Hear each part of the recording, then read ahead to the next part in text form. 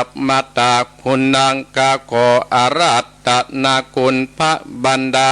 12จุงมาอยู่กำสายเอกุนาติงสาขาโกอาราตนา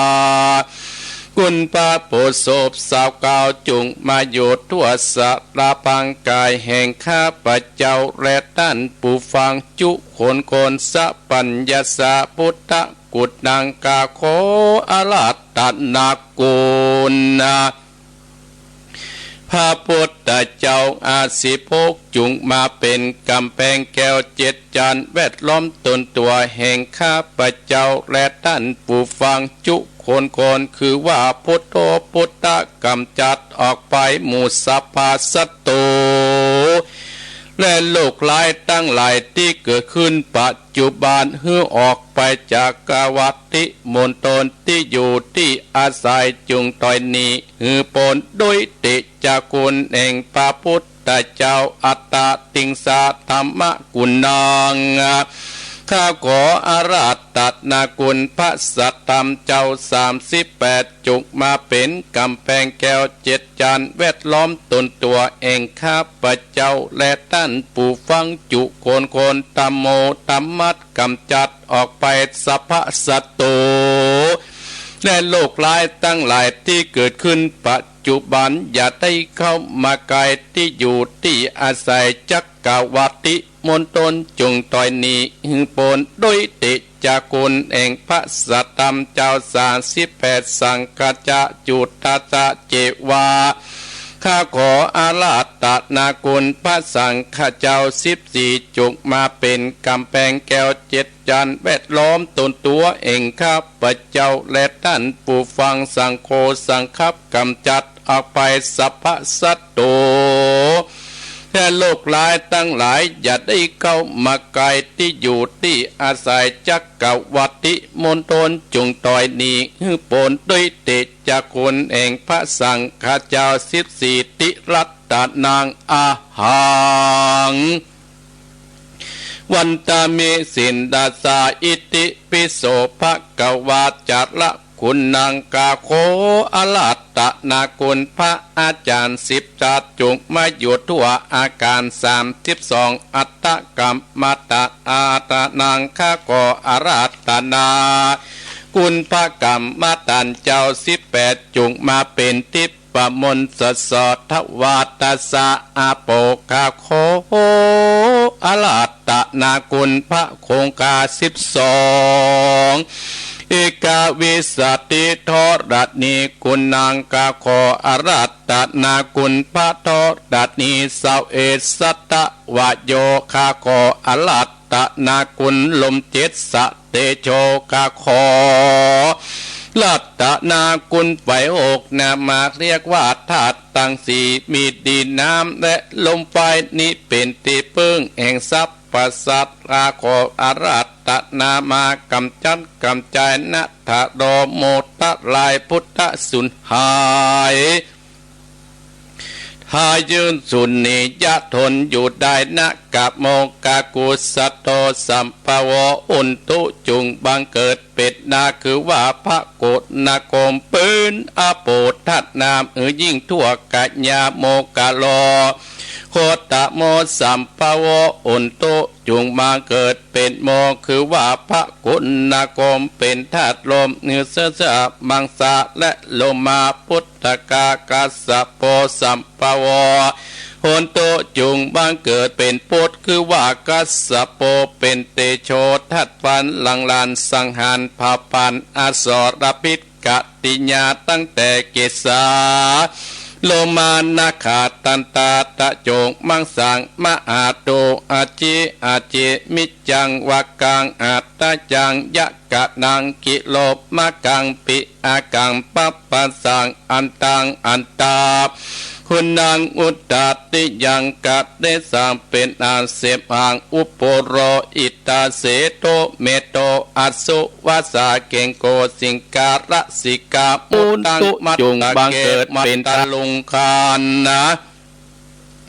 เป็นมาสาวีพิษกติยาและโลกหลายตั้งหลายได้ยินถูกกาพระกตาหือวิ่งหนีทะกะโมโคตะโมสัมปวะอุนตุจุงบังเกิดเป็นทาคือพระสีกยะมุนี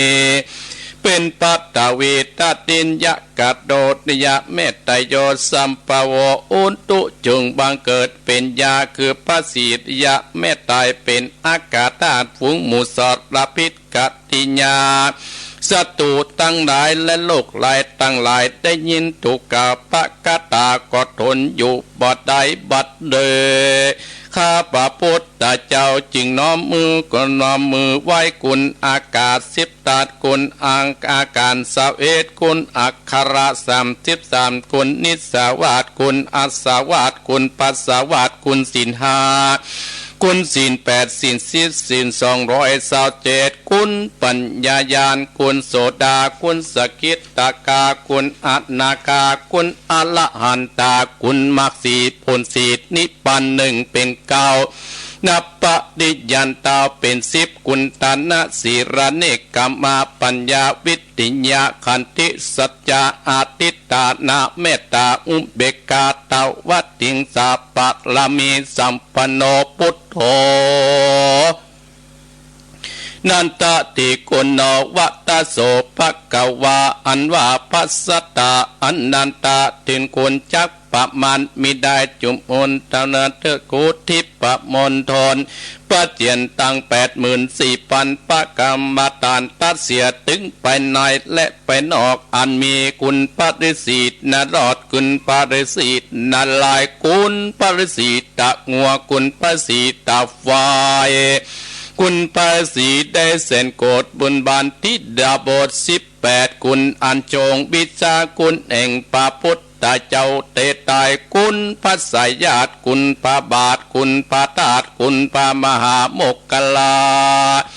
นากุลภาษาลิบุตรกุลพระมหาอุปกุลกุลนาตินสาวกกุลบันติตะสัมมาเดนกุลพระมหากัญจนาเขนกุล10สิ่ง12กุลปมวิหารตั้ง4เส้นโกฏจักรวาลขออาราธนามาบันดาลปะปันอสรพิษกติยาเสือตัวโลมาและอินทรีบัดนี้ข้าขออาราธนาคุณอภิธรรมา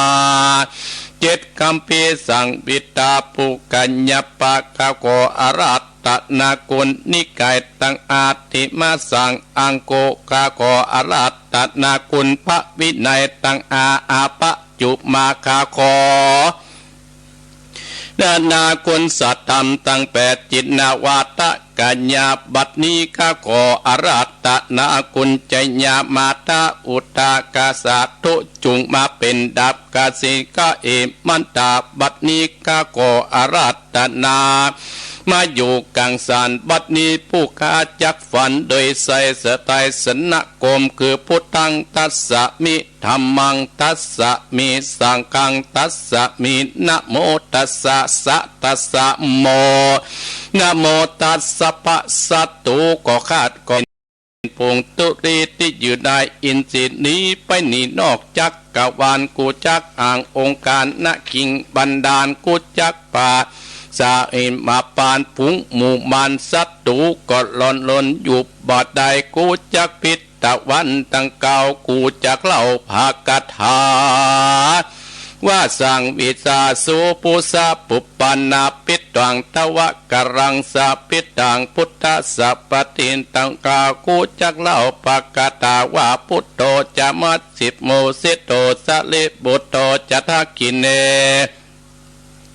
อุตเรโมกาลโนจาอนันโตมัจจิเมวัจจากุตัญญบุปปโตภเกพยเปกวาปิอุปริตตินอเนอาคเนจากัสสะโปฮัลโลอุตเจวะอิสเนสเปเตพุทธมังกรายโยตะวาปุจิโนอุนตินิทุโกติปันตโวก็ได้ปาพี่น้องศรัทธาญาติโยมได้ไหวพระเอาพุทธคุณธรรมคุณสังฆคุณเอาคุณครูบาอาจารย์ กุลของพระพุทธพระธรรมพระสงฆ์มาปกห่มรักษาอย่างบรรดาศรัทธาญาติโยมบรรดาพ่ออุ้ยแม่อุ้ยพ่อออกแม่ออกพี่น้องศรัทธาเฮาทุกท่านที่ได้ปากันได้สดับรับฟังในตอนเช้านี้อนุโมทนากับน้องกอญาติและป้าศิลินทิพย์บุญเลิศจันทากองมูลและโยมมารีที่ได้เข้ามาตั้งเฟซตั้งไลน์ที่ตั้งพอตั้งถ่ายทอดสดนักสถาญาติโยมเนาะก็อนุโมทนาสาธุโดยญาติโยมบรรดาพ่ออุ้ยแม่อุ้ยพ่อออกแม่ออกพี่น้องศรัทธาญาติโยมเฮาท่านผู้ฟังทั้งหลายตลอดถึงครูบาอาจารย์ทุกรูปทุกตน